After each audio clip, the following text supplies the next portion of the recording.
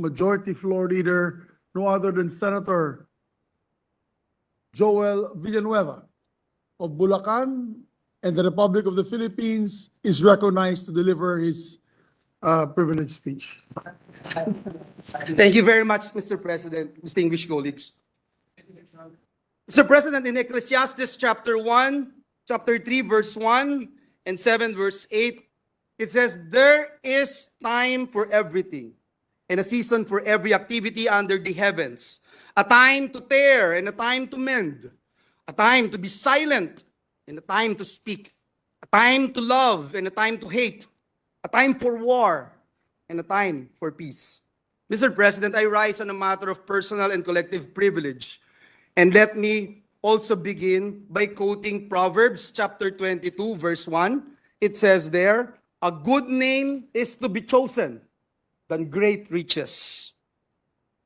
Pinalaki po ako, Ginoong Pangulo, ng aking mga magulang sa bersikulong ito sa Biblia, na pinakamahalaga ang malinis na pangalan, far more important than gold and silver.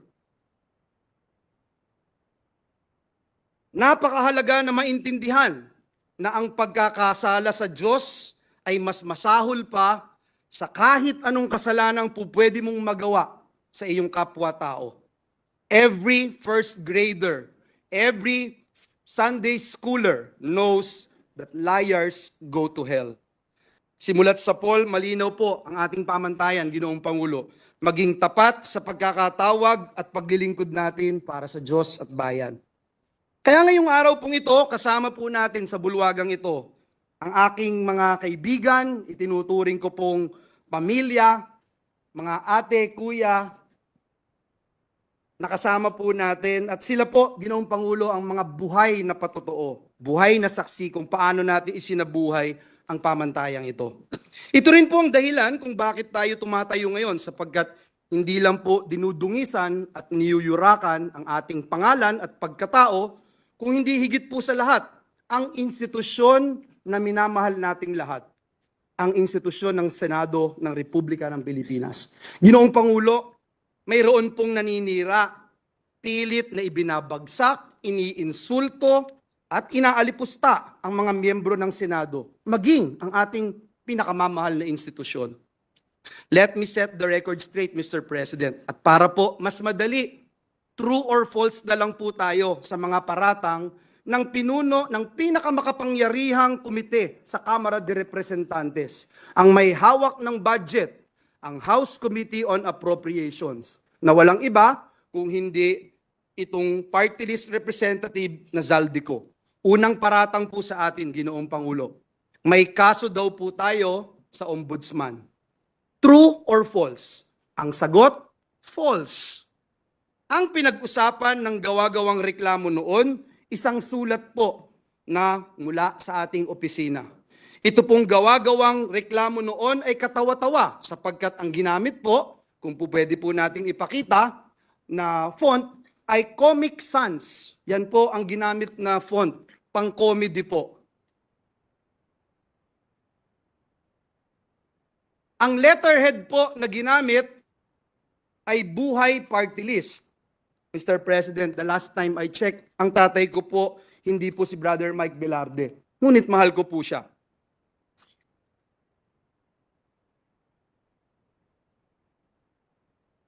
Mismong NBI din po ay nag-certify. Forge, peke, ang pirma ni Joel Villanueva. Sana po maipakita natin sa screen yung pong mga binanggit ng representasyon na ito. And we are willing to wait kung hindi pa po ready, Mr. President. Yes, if there are technical difficulties, maybe we can suspend until... Sapagkat ayaw po natin ng walang resibo at ayaw natin ng walang ebidensya. Session suspended for 1 minute. Ginamit. Ultimo po, si King of Comedy, Dolphy, hindi po ginagamit yung ganyang font. At higit sa lahat, sana po makita natin yung dun sa taas, representative daw po ako ng Buhay Party List, Mr. President. Mr. President, ito po ay katibayan na nung mga panahon na yon, 2016 pa po ito, Mr. President, bago ho ako maluklok bilang senador ng Republika ng Pilipinas. Pine-persecute na po tayo, pinararatangan, pero tapos na po ang laban. Noon pa po, na-dismiss na po ang ibinasurang lahat ang gawa-gawang reklamo na ito sa atin. Dinismiss na po ito. Pwede ho bang pakita natin yung dinismiss na po?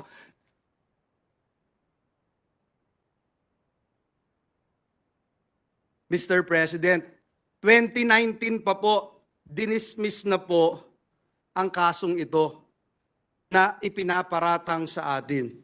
Noong 2016 po, Ginoong Pangulo, ayan po yung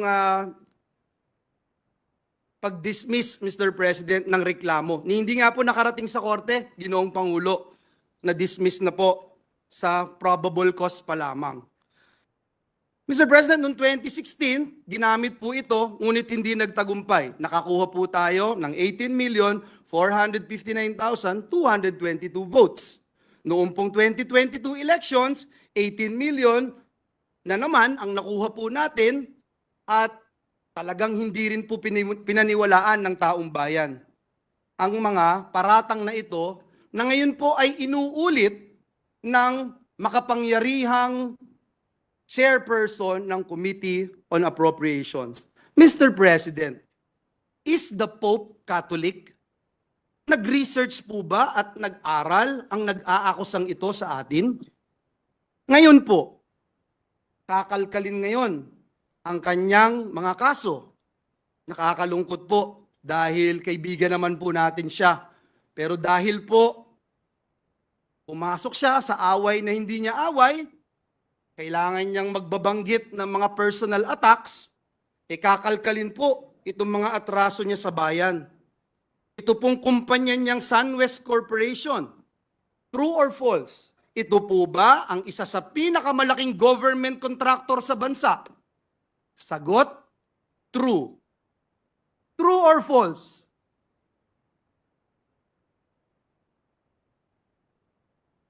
Ang korporasyon po ba niyang SunWest Corporation ay kasama dito sa kontrobersyal na Farmally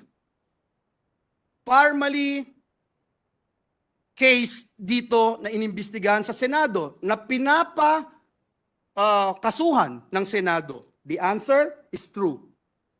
Kasama din po ba ang kumpanya niya dito po sa kontrobersyal na DepEd laptop scam? Ang sagot po, true. Pinakakasuhan din po ng Senado ang kumpanyang ito. Napakadami pong BIR cases. Madali po maghanap, Mr. President. Madali po kuhanin ang panig ng mga taga-BIR. Kung ilang kaso mayroon ang kanyang mga korporasyon. Bukod po dito, yung reklamo po sa ombudsman ng anti-corruption group na ang pangalan Task Force Kasanag International, meron din pong 50 billion na kaso na kinakaharap ang taong ito. Mr. President, kung maglalabas po kayo ng baho, Mr. President, dapat naman siguro maligo ka muna.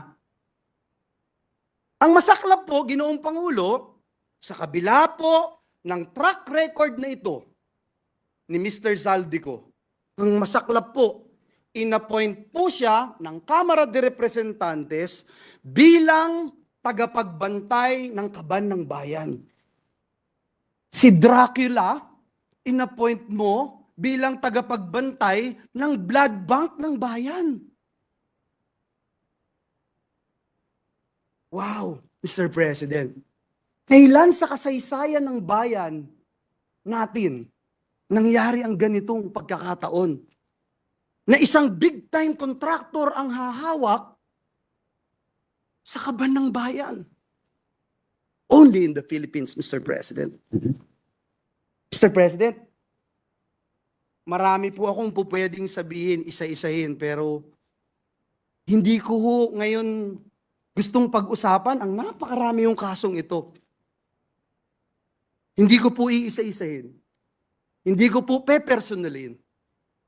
Marami pong panahon para sagutin itong mga ito. Pangalawang paratang sa atin, Mr. President. Minamaliit ko daw po, Mr. President. Minamaliit ni Joel Villanueva ang boto ng mga kongresista at party list. Sagot, true or false? False.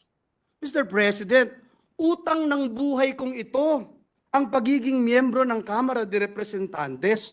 Paulit-ulit ko pong sinabi sa bulwagang ito, hindi ko mararating ang anumang tagumpay na narating ko sa buhay ko kung hindi po ako naging miyembro ng Kamara de Representantes. Marami po akong namimiss, Mr. President, na miyembro ng Kamara. Mahal na mahal natin. Si Representative Diggs Dilangalen, si Representative Raul Delmar, si Representative Roy Logoles, Tito Kaloy Padilla. Ang sarap pakinggan, Mr. President. Sa mga party list representatives, sila ka Eta Rosales, sila ka Saturo Campo, sila ka Crispin Beltran. Mr. President, naging bahagi sila ng aking buhay. Mamaliitin ko ba ang 3,872 votes na maging kongresista ng Batanes?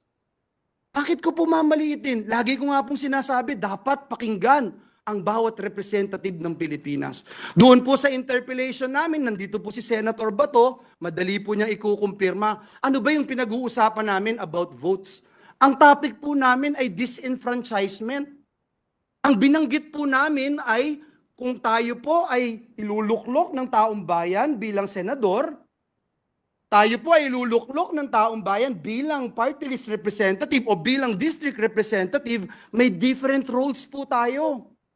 Ang disenfranchisement mangyayari kung bubuwagin ng Senado, kakapunin ng Senado, tinatanggalan natin ang karapatan yung mga nagluklok sa bawat miyembro ng Senado na naririto po ngayon.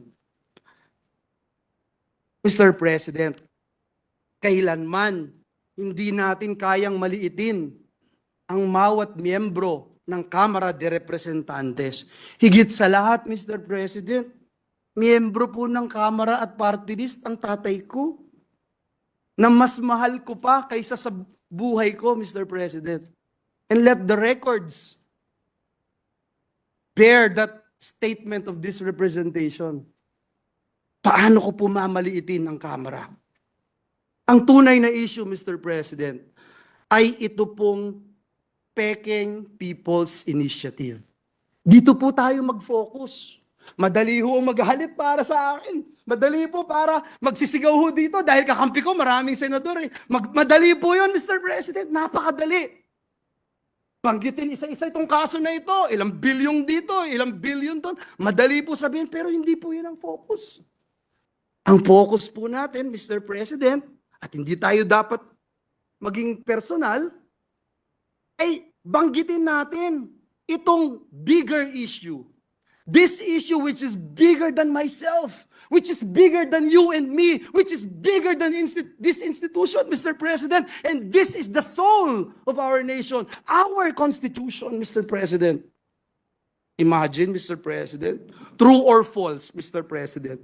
Gusto ba ng taong bayan itong mabahong PI o Peking People's Initiative, Politicians Initiative na ito? Eh yung OCTA po, sabi 1% lang ang naniniwala na may halaga itong tsa-tsa. Noong January 31, ang CBCP nagbigay po ng pahayag na sabi po nila, hindi tayo basta lalagda o papayag sa kahit anong petisyon sa COMELEC. Ayan po ang sinabi ng CBCP. Can we show the CBCP resolution, Your Honors? Ayan po. Noong pong isang linggo, February 11, ang Philippines for Jesus Movement ay naglabas po ng isang manifesto laban sa Peking People's Initiative. Mr. President, maliwanag pa po sa sikat ng araw. Hindi ito ang prioridad ng taong bayan. Lalo na't maraming Pilipino ang nagugutom at nahihirapan. Hindi na po nakakayanan ng ating mga kababayan yung presyo, taas ng presyo ng bigas, sardinas, kape, gatas, instant noodles, maging asin, at iba pa. Nagluluksa pa rin hanggang ngayon ang maraming kababayan natin. Biktima ng baha at landslide doon po sa Davao. Nagsimula na ang El Nino, Mr. President. Anong magagawa nitong peking PI sa El Nino? May haharapin tayong tagtuyot. May haharaping tagtuyot ang ating mga magsasaka, Mr. President. Mga kababayan natin, na hanggang sa buwan ng Mayo, haharapin ang El Nino. Bagsak pa rin ang kalidad ng edukasyon. Andyan po ang mga commissioners ng EDCOM sa pamumuno ni Senator Gatchalian. Kulelat pa rin ang mga estudyante natin sa PISA. Mga bagong graduates, below minimum wage. Below minimum wage ang tinatanggap. Mr. President, napakatindi ng traffic, tinitiis ng mga manggagawa natin ang araw-araw na kalbaryo. Mga OFWs natin na di-displace, Mr. President. Mga kababayan po natin na nagtatrabaho katulad ng nangyari sa New Zealand, doon po sa Saudi Arabia. Mr. President, hirap na yung taong bayan. Pero, pabaho at peking PI pa rin ang gustong asikasuhin ng mga taong nagtutulak nito. At nung mahuli, mayabang lang kayo. Senado, papogi lang kayo. Senado, gawin nyo to, gawin nyo yan. Mr. President, ano ba talagang layunin ng mga taong nagsusulong ng peking PI? Tanggalin ang Senado sa napakahalaga at napakasagradong proseso ng pag-amyenda o pagrebisa ng ating Constitution. Is this true or false? True, Mr. President, ang sagot. Iyan po ang nakalagay sa pinapipirmahan nila. Mr. President, may nanununog ng bahay natin, nahuli natin, may dalang sulo, sinusunog ang ating mga poste ng bahay natin, at nung mahuli natin sila, sa halip na magpakumbaba, sa halip na aminin na sila'y nagkamali, sila pa po ang galit, Mr. President. Sila pa po yung nambubuli. At nung mahuli po natin, ayaw pa rin pong umamin sa kanilang kasalanan. Sa halip po, minumura tayo, tinitira tayo ng below the belt, kesyo pangit tayo, mayabang tayo, etc. Sila pa ang galit at sabi pa sa atin, hoy, pagluto mo pa ako. Hoy, next week, ipasa mo to. Mr. President, hindi ho punching bag ang Senado. Naniniwala akong hindi tayo papayag maging punching bag, Mr. President. Sa mga kababayan po nating nanonood ngayon, sa mga kababayan po nating sumusubaybay, kapag nangyari po ang gusto nilang pagbabago sa konstitusyon, mababaliwala po ang inyong Senado. At mas magiging madali ng magpalit ng konstitusyon kaysa magpalit ng pangalan ng kalye. Ito po ba ang gusto natin dito sa Pilipinas? Uulitin ko po. Gusto nilang buwagin at tanggalin ang boses ng Senado samantalang hindi mabilang ng mga landmark legislations na tinrabaho ng mga miyembro ng Senado. Uunahin ko na po kayo, Senate President, yung Bangsamoro Organic Law. Kung wala po kayo, hindi ko kayo nagsulong nito, hindi ko magiging batas ito. Si Senator Loren Legarda, kung hindi pinangunahan itong Clean Air Act, Clean Water Act, Ecological Solid Waste Act, may mangyayari po kaya? Si Senator JB, kung wala, may Universal Healthcare Act kaya? Si Senator Risa, kung wala, may expanded maternity leave law kaya? Mr. President, si Senator Angara, meron kayang Tatak Pinoy, may regional specialty centers. Si Senator Binay, meron kayang expanded NIPAS Act, Anti-Child Sexual Abuse or Exploitation Materials Act. Si Senator Alan Cayetano, meron kayang Good Manners and the Values Education Act. Meron kayang Bayanihan to Heal as One Act. Meron kayang Bayanihan to Recover as One Act na isinulong ni Senator Alan Cayetano. Si Senator Pia Cayetano, meron kayang Reproductive Health Act, may Cheaper Medicines Act, meron kayang Sin-Tax Reform Law, etc. Si Senator Bato, meron kayang BFP Modernization Act. At just recently, itong PNP Reorganization Act. Si Senator Jinggoy, kung wala, meron kung kaya itong Strengthening Professionalism and Promoting the Continuity of Policies and Modernization Initiatives in the AFP. At higit sa lahat, mamaya itatakel na natin yung pagtaas ng sweldo ng mga manggagawa. Kung wala si Senator Win, meron kayang Excellence in Teacher Education Act. Kung wala si Senator Bongo, meron kayang mga malasakit center sa Pilipinas. Kung wala si Senator Grace po, meron kayang amendments to the Public Services Act. Kung wala po si Senator Bong Revilla, meron kayang Teaching Supplies Allowance Act. Wala si Senator Tolentino, meron kayang resetting itong mga nangyaring kailangang eleksyon at itong mga paglilitis at pag-iimbestiga ng Senado sa mga anomalya na nangyayari sa ating bayan. Kung wala si Senator Amy Marcos, meron kayang amendments to the Foreign Investments Act.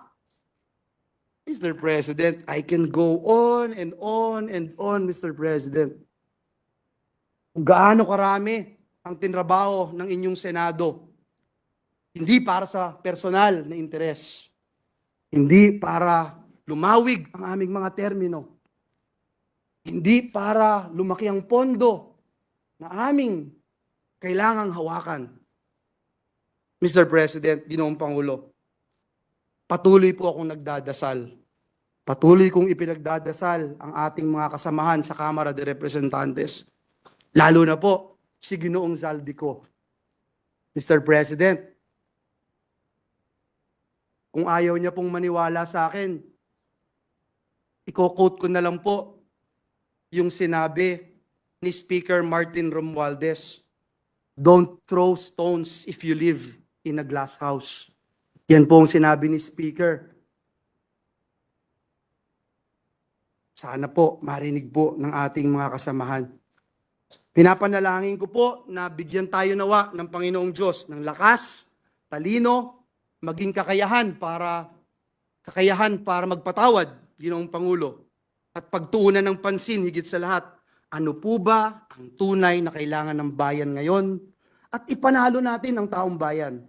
Sa halip na pagtuunan natin ng pansin kung sinong mas magaling, kung sinong mas magandang lalaki o kung sino man ang mas mayabang. Hindi po ang mabaho at peking People's Politicians Initiative ang kailangan ni Juan de la Cruz. Sa tindi po ng kahirapan, sa tindi ng traffic, sa tindi ng gutom, hindi po PI ang kailangan. Ang kailangan po, Mr. President, ni Juan de la Cruz ay pambili ng gamot. Kailangan po niya ng pagkain sa hapagkainan nila. Ang kailangan po niya ay dekalidad na edukasyon. Ang kailangan po niya ay trabaho at magandang kita. Nawa, Ginoong Pangulo, matuldukan na ang mabaho at peking People's Initiative. Marami na pong nagawa ang inyong Senado, pero kulang pa. At alam ko po, bilang miyembro ng institusyong ito, na marami pa tayong magagawa para sa bayan. Kaya magtrabaho po tayo. Maraming salamat, Ginoong Pangulo. Mabuhay ang Senado ng Republika ng Pilipinas.